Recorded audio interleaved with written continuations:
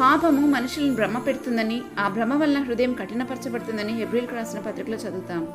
ఎప్పుడైతే ఒక హృదయం కఠినపరచబడుతూ ఉంటుందో అప్పుడు దేవుని సంగతులను గ్రహించే శక్తిని కోల్పోతారు. వివేచించలేరు, కన్నులుండి చూడరు, చెవులుండి వినరు అని మార్కు సువార్త 8వ అధ్యాయంలో రాయబడింది. అందుకే పాపం వలన కలుగు భ్రమ చేత ఎవడునూ కఠినపరచబడకున్నట్లు నేడు అనబడు సమయం ఉండగానే ప్రతిదినము ఒకరినొకడు బుద్ధి చెప్పుకొనుడి అని చెప్పబడింది. ఇశ్రాయేలీయులు 40 సంవత్సరాలు దేవుని కార్యాలను చూసి కూడా దేవుని పరీక్షించి శోధించారు. ఆ తరం వారి వలన దేవుడు ఎంతో విసిగిపోయారు. వారు తమ హృదయాలోచనలు తప్పిపోతూ దేవుని మార్గాలను తెలుసుకోలేదు గనక వారు విశ్రాంతిలోకి ప్రవేశించలేకపోయారు.